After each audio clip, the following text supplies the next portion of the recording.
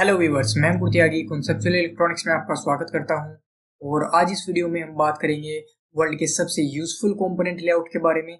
और देखिए, जो स्मॉल स्केल इंडस्ट्रीज हैं जहां पर मैनुअली कंपोनेंट माउंटिंग की जाती है, तो उनके लिए यह कंपोनेंट लेआउट काफी यूजफुल हो सकता है। अब देखिए, इससे पहले कि हम इस कंपोनेंट लेआउट को बनाना सीखें, तो सबसे पहले हम बात करते हैं या फिर जानते हैं कि इसके कुछ एडवांटेज के बारे में।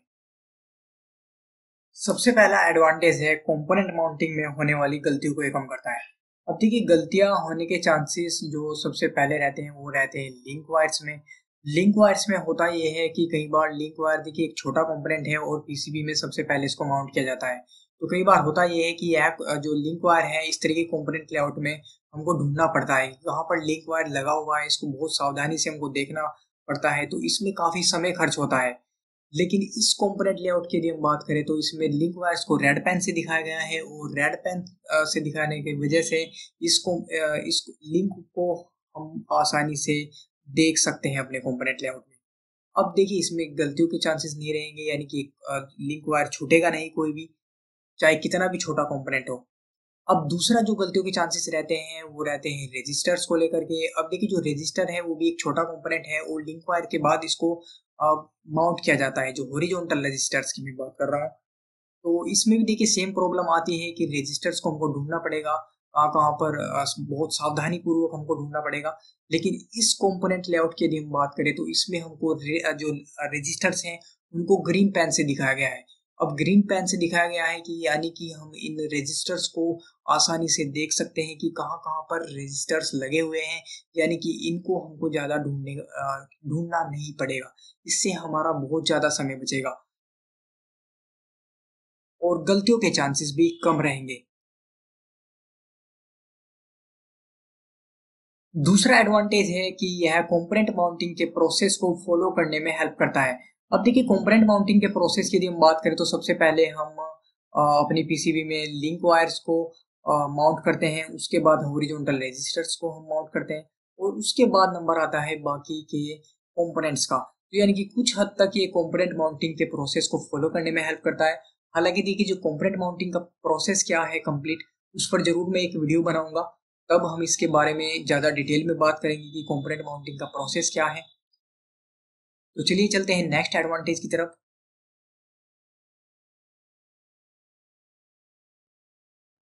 नेक्स्ट एडवांटेज है यह कंपोनेंट माउंटिंग में लगने वाले समय को ये बचाता है।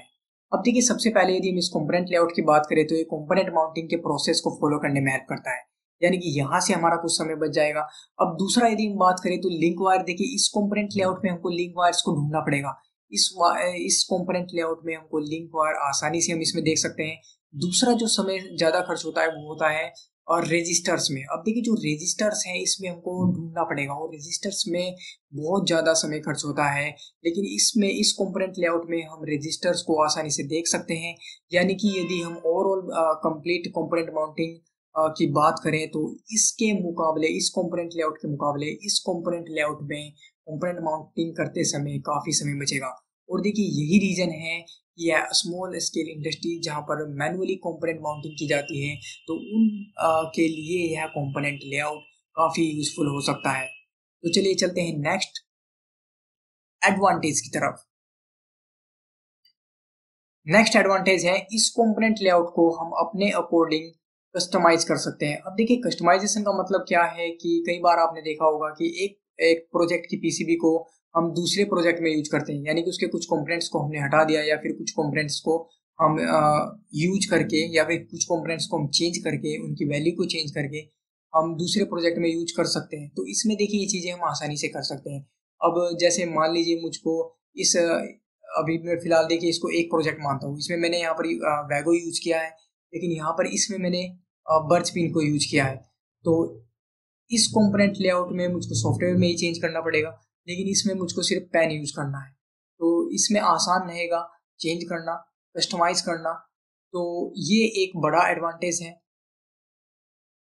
नेक्स्ट एडवांटेज है यह component layout glass epoxy PCB के इफेक्ट को प्रोवाइड करता है। यानी कि जिस तरह से ग्लास अपॉक्सी पीसीबी में हम जो बैक कॉपर है, जो हल्का सा हम उसको फ्रंट से देख सकते हैं, तो इसी प्रकार से इस कंपोनेंट लेआउट में भी हम बैक कॉपर को फ्रंट से देख सकते हैं और इसका एडवांटेज ये होगा कि हम अपने कंपोनेंट्स को आसानी से देख सकते हैं कि हम अपने कंपोनेंट को सही माउंट कर रहे हैं या फिर नहीं, चाहे हमारी पीसीबी सिल्क स्क्रीन प्रिंटेड ना भी हो तो ये भी एक मेन एडवांटेज है।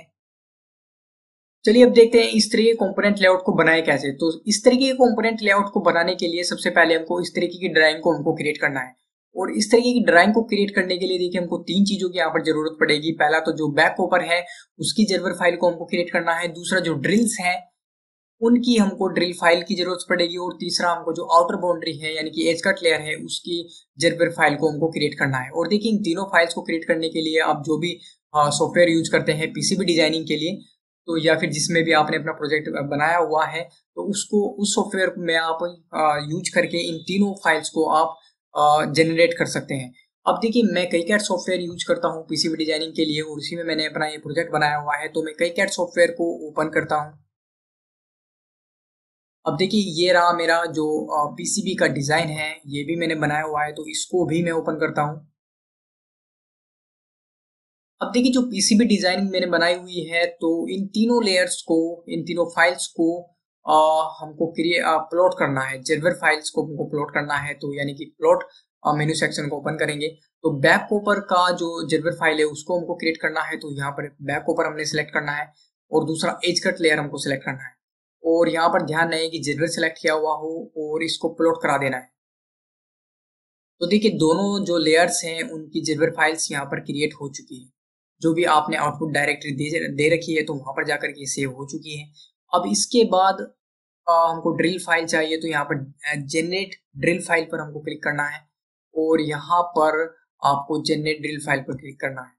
तो आपकी जो ड्रिल फाइल है वो भी आपकी क्रिएट हो चुकी है। तो कई कैट सॉफ्टवेयर का हमारा काम हो चुका है खत्म। तो इन कई कैट सॉफ्टवेयर को हम कर देंगे क्लोज। अब देखिए जो तीनों लेयर्स हमने, तीनों फाइल्स हमने क्रिएट की हैं तो इसको हम इंपोर्ट करेंगे जेरबेट 2.61 में।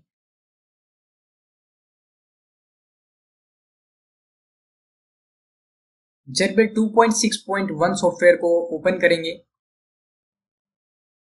देखिए ये सॉफ्टवेयर ओपन सोर्स सॉफ्टवेयर है और इसको आसानी से आप डाउनलोड कर सकते हैं। छोटा सा सॉफ्टवेयर है और इन तीनों फाइल को हमको यहाँ पर इंपोर्ट करना है। तो इसके लिए हमको प्लस साइन पर हम क्लिक करेंगे और यहाँ पर मैं अपने प्रोजेक्ट्स रखता हूँ तो इसमें ओके। तो यहाँ पर हम तीनों फाइल को हमको इंपोर्ट करना है, यानी कि बैक पेपर की जिरबर फाइल ओके। और यहाँ पर दूसरा हमको चाहिए ड्रिल फाइल, ड्रिल फाइल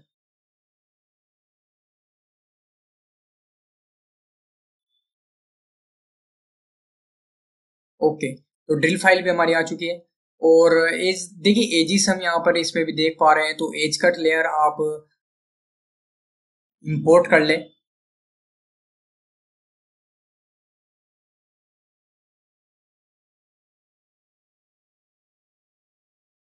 तो सबसे पहले देखिए इसमें हमको बैकग्राउंड कलर को चेंज करना है, तो इसके लिए हमको जाना है व्यू सेक्शन में और यहाँ पर हमको चेंज बैकग्राउंड कलर, तो इसके लिए हम यूज करेंगे व्हाइट ओके। तो बैकग्राउंड हमारी व्हाइट हो गई।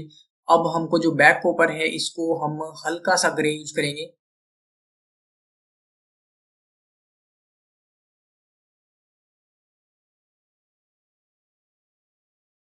बैक पेपर का जो कलर है उसको हम यूज करेंगे लाइट ग्रे ओके। जो हमारा है एस्कट लेयर, एस्कट लेयर को हम ग्रे यूज कर सकते हैं या फिर ब्लैक भी यूज कर सकते हैं। ड्रिल फाइल को हमको यूज करना है व्हाइट। अब यहाँ पर देखिए इसको जो बैक पेपर है सबसे ऊपर है, इसलिए जो ड्रिल फाइल है हम उसको नहीं देख पा रहे हैं। तो बैक पेपर को हम ड्रिल से नीचे ले जाएंगे। अब देखिए जो ड्रिल है उसको भी हम आसानी से देख सकते हैं। तो ये हमारी हो गई ड्राइंग क्रिएट। अब इसको हम प्रिंट हम इसका निकाल लेंगे। और इसको पीडीएफ में हम कन्वर्ट करेंगे। आपको इसका देखिए हार्ड कॉपी निकालना है तो इसका आप हार्ड कॉपी निकाल सकते हैं, या फिर इसको फिलहाल के लिए आप इसको आप पीडीएफ क्रिएट कर सकते हैं।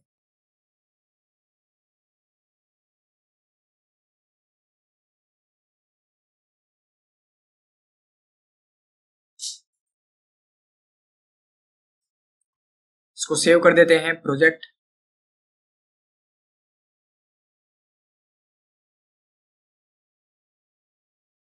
ठीक है, इसको मैं सेव कर देता हूँ डाउनलोड में।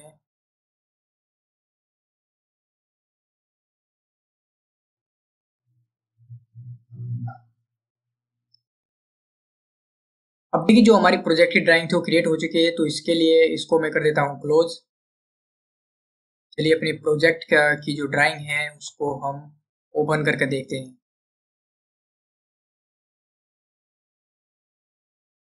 ओके, तो देखिए जो हमारी जो कंपोनेंट लेआउट की जो ड्राइंग थी वो हमारी क्रिएट हो चुकी है। अब देखिए सबसे पहले हमको इस ड्राइंग का हार्ड कॉपी में प्रिंट निकालना है और इस प्रिंट को हम अपने साथ रखेंगे। अब देखिए जिस भी सॉफ्टवेयर में आपने अपनी पीसीबी को डिजाइन किया है तो उसको ओपन करना है, अपने पीसीबी डिजाइन को ओपन करना है और उसको अपने सामने रखना है, और उसको सामने रख करके हमको कंपोनेंट्स को ड्रॉ करना है। अब देखिए कंपोनेंट्स को ड्रॉ करने के लिए हम 3 पेन यूज करेंगे। सबसे पहले पेन हमको यूज करना है रेड पेन। तो जितने भी आपके प्रोजेक्ट में लिंक वायर लगे हुए हैं तो उनको आपको रेड पेन से ड्रॉ कर देना है।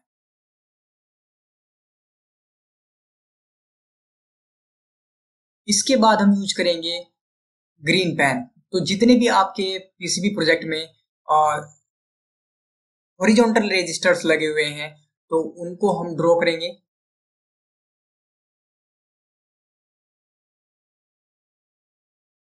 अब इसके बाद देखिए जो लिंक वायर्स हैं और जो हॉरिजॉन्टल रजिस्टर्स हैं उनके अलावा जितने भी कंपोनेंट्स आपके पीसीबी प्रोजेक्ट में बचते हैं तो उन सभी को आपको ड्रॉ करना है ब्लू पेन से।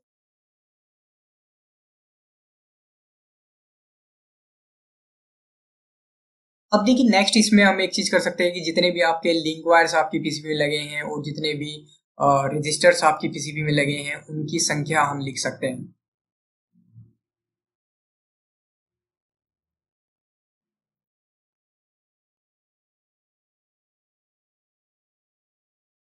तो अब देखिए आपका कंपोनेंट लेआउट रेडी हो चुका है। ये कंपोनेंट लेआउट देखिए आपके जो कंपोनेंट माउंटिंग है उसको आसान बनाएगा, और जो कंपोनेंट माउंटिंग में गलतियां होती हैं उसको देखिए बहुत ज्यादा कम करेगा। तो चलिए मिलते हैं नेक्स्ट वीडियो में, तब तक के लिए keep watching keep learning, thank you.